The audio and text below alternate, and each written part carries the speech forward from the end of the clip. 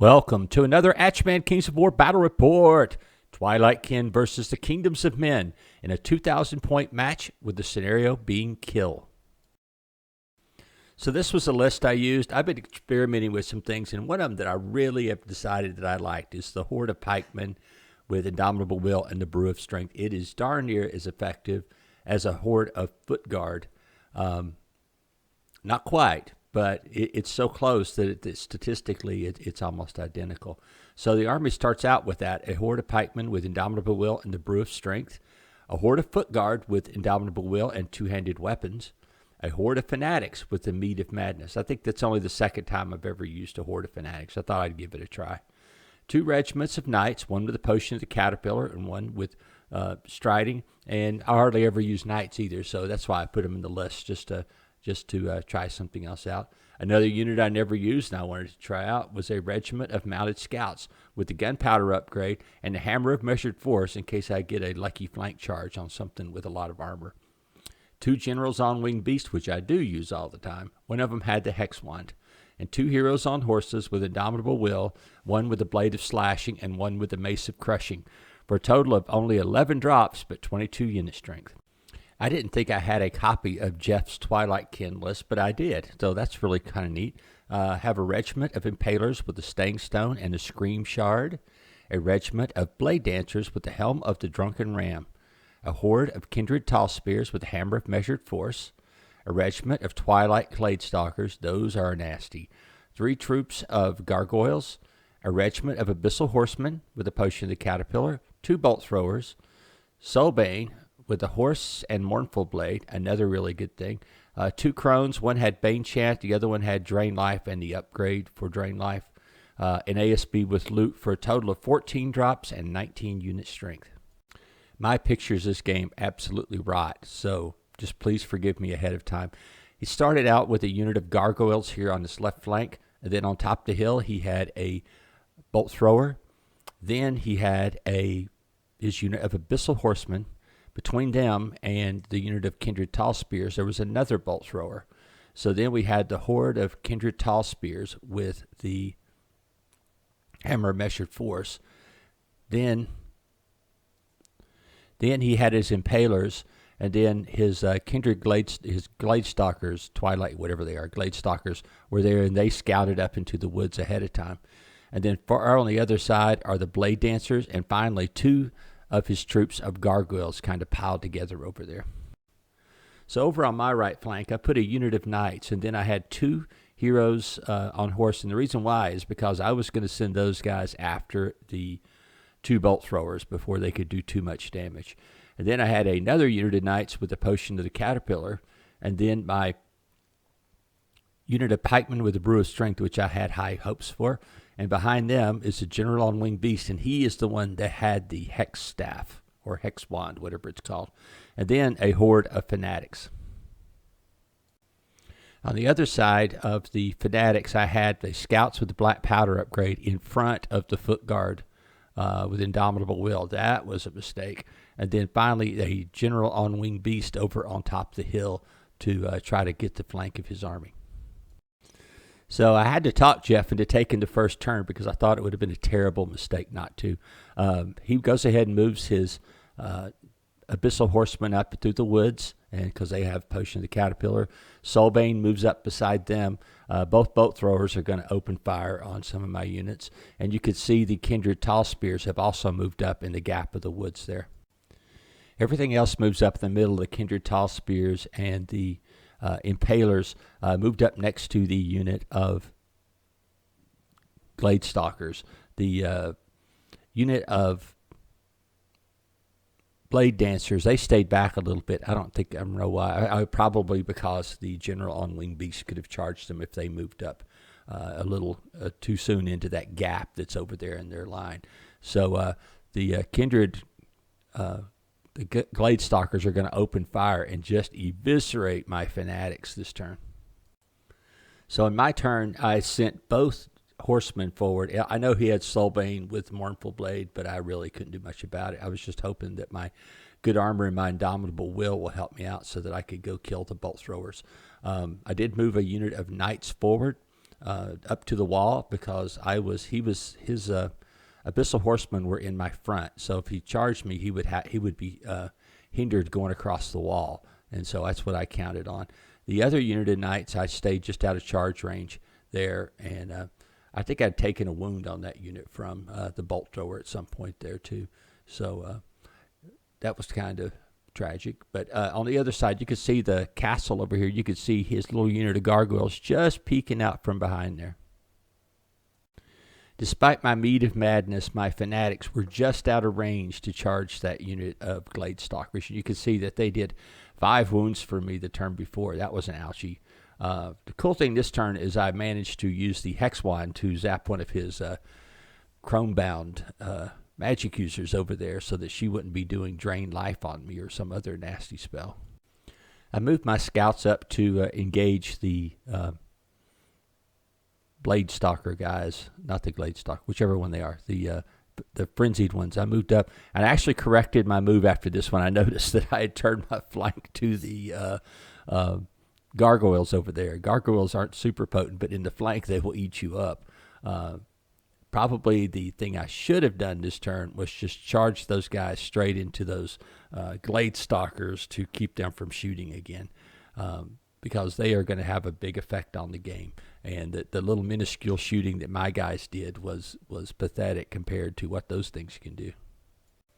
And per my mentor, Samuel S. Nordberg, I instantly jumped one of my generals on the winged beast behind his army. The gargoyles were just out of position. I think maybe if he would have kept one unit of gargoyles back in reserve instead of doubling them up like that, or just had them staggered, I couldn't have done what I did. But the fact that they were behind each other is going to allow me to get in that gap, and I am just out of the charge arc of that unit of Blade Dancers. So I am good to go right here, and I'm sure that he is not going to like this whole mess going on. So in his turn, he charges Soulbane into the rightmost of my champions there, which was probably a mistake, because by doing the right one, now I could charge uninhibited into his bolt thrower with the left one. And then the right one, it doesn't matter anyway, because I had Indomitable Will. Even if he wavered me, I'm just going to back up and charge the other bolt thrower anyway. So Soulbane needed to kill one of these two guys to actually make to have an effect on the game. One thing about Kings of War that other people have convinced me, it's really a peace trading game, kind of like playing checkers in some regard. So I had moved my knights up just in range of him charging me with his Abyssal Horsemen. And, of course, I had my General on Winged Beast that could go into their flank, 60 swings from the pikemen that could go into their flank. As long as this thing worked out for me the right way. You can now see his gargoyles have swung around behind my knights as well, so that's not going to be a good thing for me. So one unit of his gargoyles moved forward and turned to be able to flank charge my army. The other one just backed up and staggered to try to keep the General on Winged Beast honest over there, and that was the right move. Because otherwise he was just going to I could have selectively rampaged into the back of his army without really having to have any challenge. Now I was going to be forced to move away from his flyers to keep from getting grounded. I didn't count on his Abyssal Horseman getting quite so lucky. I think he did 13 wounds to my knights and just wiped them out. And in response, instead of doing it, he moved backwards and rolled max distance, which I was like, dang. I mean, 1 inch shorter, and I would have be able to hit him in the flank. And instead, I was going to have to deal with him in the front now. I think anything less than the full backup, I think he still would have gotten flank charged. I mean, it was just that close. So now I'm going to have to hit them in the front. But, I mean, I got pikemen, got 30 swings with a Brew of Strength. I've got an ASB with Bane Chant right there. I've got the General on Winged Beast. You would think I could probably take out that unit of knights. So yeah, my two heroes charged into the bolt throwers. They killed the one on the left, but the one on the right, I just rolled pathetically and just did not do a good job. And he survived. You know, he passed by one. He wasn't even wavered. That was bad. But he still couldn't shoot, so I wasn't in too bad a shape. The unit of knights, because the gargoyles are so close, goes ahead and charges into the Soul Blade to try to get rid of him. I didn't want him fighting my lone heroes there, but so I needed to get the knights into him and try to take him out that way. And while I knew this was not going to be good for me, my fanatics were so wounded that I had to charge into the glade stalkers, and and then I thought, well, I might as well throw the foot guard in there as well, just to make sure that they go down, because I realize that those fanatics are going to die from whatever countercharges them. But you can also see that my general on winged beast is now moved up behind his line to menace him even further. So that's a good thing. So my nimble scouts turn around and blasterate that unit of gargoyles there and do destroy them this turn, which was much appreciated for all the units with their backs turned to them. I really messed up this turn. I killed that unit of glade stalkers, and then I angled my line toward the other units. Huge mistake, because when I angled the foot guard, now he could charge me in the flank with his stupid gargoyles, and then they're going to have the blade dancers in the front. This is not going to turn out well for me, I'm pretty sure. If you look at it, it is so obvious. I don't know why I did it, because I had that nice statue to defend my flank, and instead I turned my flank so that somebody could charge me in it. I don't know what I was thinking at the time.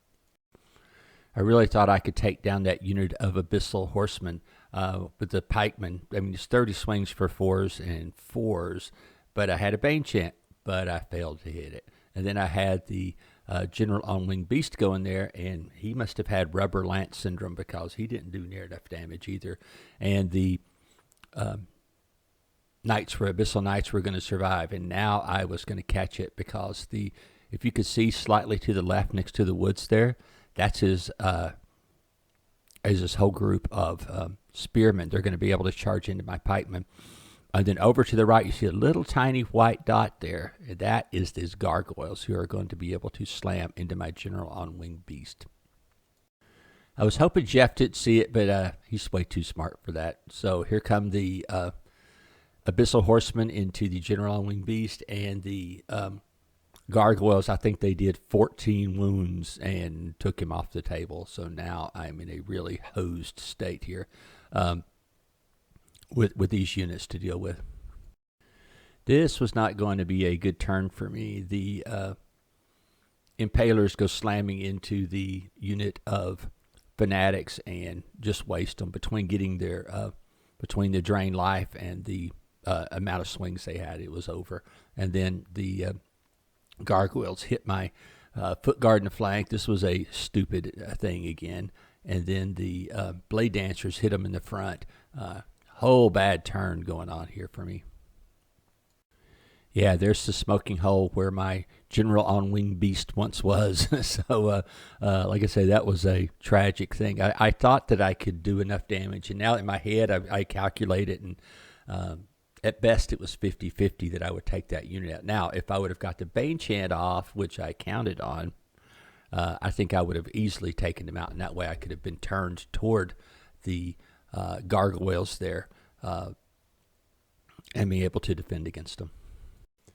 Okay, my foot guard got incredibly lucky, only taking 6 wounds from the blade dancers and the gargoyles. The gargoyles just whipped. I think they only did like 1 wound, just rolling for 4s to hit. And I mean, it's 4s and 4s, but you would have thought with 20 swings, 5 or 6 just by themselves, and then the guys from the blade dancers should have been able to do as much, but they were hindered, even though it doesn't look like it. When they charged in, their rear end should have been stuck in that woods there.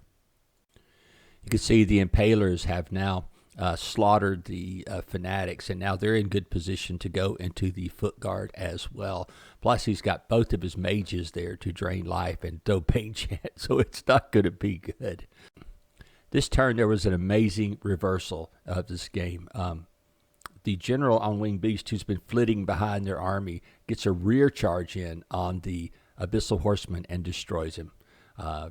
That's a lot of swings and wounding basically on anything but a 1. So easily took him down this turn. What I didn't expect was I got Bane Chant off this time on my pikemen fighting the kindred tall spears, who are pretty high leadership and stuff, but I rolled really well. I mean, I think I rolled like a 15 or more wounds, and then without any inspired nearby, took them out. And then now I was able to turn toward the gargoyles to keep them from getting me in the flank, because I pretty much was screwed if I didn't take them out and the gargoyles hit me in the flank. So I would have lost that unit easily. And so this was, like I say, a huge turnaround in the game, and it was just unfortunate for Jeff that I got lucky. So the foot guard had countercharged the blade dancers and killed them easily because they don't have very much armor, and I was hitting all threes. And then turned toward the unit of impalers, who come in with Bane Chant and just wipe out the foot guard. I mean, they were really, you could see they had 15 wounds on them already, so it wasn't like that it was going to be there was going to be any real struggle. And what had happened was that both of the magic users had drained life on them and got them up. I think they're really only at 10 to start with. Then they did 5 from the drain life, and then the very lethal unit of impalers there come in and just slaughter them. The thing was funny was that the gargoyles had gotten destroyed the same turn that the blade dancers, because they weren't in the fight anymore because of the countercharge. And so then the scouts walked up behind them and just shot the hell out of them and took them off the table. So now we're just down to this unit of impalers and all the magic users. I think that's pretty much all that's left of the Twilight Kin army at this point. So the gargoyles tried to take out the General on Winged Beast because he was really the only model fast enough to really help across the table against those other units. And the unit of knights that you see there, they had used their striding, so they couldn't. They weren't going to go anywhere fast through all those woods. So it was the most threat. He did go ahead and charge in with his gargoyles, and the gargoyles just whiffed. I mean, they didn't whiff, but it wasn't a very good roll. And then they were going to be destroyed by the pikemen and the General on Winged Beast. So in my turn, instead of charging the pikemen into those guys, now I thought about it now, the General on Winged Beast countercharged, and then the knights came in and wiped out the gargoyles. The pikemen had just turned around to face any threats that might be coming from the other side of the table. But really, like I said, there was only two things. There was only like a couple of things left. They had the unit of impalers plus the both magic users and the ASB with loot, and that was it for the Twilight Kin army. With the last turn, a very lucky win to the Kingdoms of Men. I just want to say in this after-action review that looking at everything, Jeff had every chance to win this, as much as a chance to win this game as I did. I got some really lucky on some things. He made a couple of mistakes that I was able to exploit, but then I made some mistakes that he did exploit. And so, like I said, this game could have went either way. The big turnaround down here when the Kindred Tall Spears were killed by my pikemen, and then the General on Winged Beast slams into the Abyssal Horsemen and kills them with a rear charge. You could say some of that was good tactics, and I do believe getting my General on Winged Beast behind his army was a good tactic. That paid off with my patience on turn 3 or 4, whenever it happens, because that's really when you want your flyers to destroy things, is because you've been waiting the whole game to get in position, and then all of a sudden you just wipe everything out with your flyers. So that's what happened in this regard. But the pikemen getting lucky, I never could have predicted that. But I thought I was going to kill those Abyssal Horsemen before, which I wouldn't have predicted either. So it was one of those things. It just swung back and forth. But the end of the game was such a big turnaround because he had me on the ropes all over the place. But this right here, like I said, the picture that you see here, that was after the aftermath of, and he lost 3 units in just like quick succession, just bang, bang, bang, almost in the same turn. So that was a great turnaround for me. The over on the left flank, I really thought he should have slaughtered my scouts with the Glade Stalkers over there instead of shooting at the Fanatics. Now, shooting at the Fanatics did work because he got me to the point where I had to charge in to do something because I was going to die. I mean, the way he was rolling with those guys hitting on 4s and wounding on 3s, it was getting dicey quick. I think I was up to 11 when I finally charged a suicide charged into his army. that was not good. But the scouts, even I kind of think of them as a failure this game. I realized that they took off 2 of the units of gargoyles, which were a big threat to the army, by getting behind me and in the flanks. So they did do well. I mean, they at least paid for themselves in this game and could have done even better. They're nimble and fast. They have the measured force, which doesn't really work against Twilight Kin unless I was able to get into the flank of the Abyssal Horsemen or something. But I've used them successfully against Armor 6 guys and other armies, and they work. I mean, the big issue, I think, is that they cost the same as a unit of knights by the time you tool them up. And do you just rather have a unit of knights? Well, in this case, the scouts actually turned out better than the knights. And the fact that there was... I think if he would have shot them off the table, that could have won him the game, just getting rid of that unit right off. Because when he deployed those scouts last in the turn, and I already put those guys out, I was like, oh, I am so hosed, just because of that. The fanatics were okay. They do have very low armor, and I almost think that if I would have just brought my another unit of foot guard with no upgrades on it except Indomitable Will, I would have been fine against those things. I mean, because I don't think that they would have done better against the archers. They would have done get better against the blade dancers. You name it. That would have been a much better choice in this game than the fanatics. But I've been wanting to try a horde of fanatics, and originally in the list I had 2 regiments of fanatics, and the regiments wouldn't even have made it a turn, I don't think, with those glade stalkers shooting at them. So I guess that the horde was the right idea. But a horde of foot guard with their full armor would have been a better choice here. Can't say how happy I really had decided that in my tournament 2,000 point army, I normally have 2 units of foot guard, one with double-handed weapons and etc. But I really think these pikemen with the Brew of Strength, even though they hit on force, they got 30 swings. Plus, they are very hard to damage with ensnare. And, forget it if cavalry or flyers charge into them. They won't do a thing to them. They are, like I said, they are incredibly hard unit to shift. So I really think that they're going to be an able replacement to one of my units of foot guards in my tournament army. And that's going to allow me in my tournament army to have 3 generals on Winged Beast out there and still have a good battle line and still have good unit strength in this army. Knights, that was an experiment for me. I actually thought that they did okay.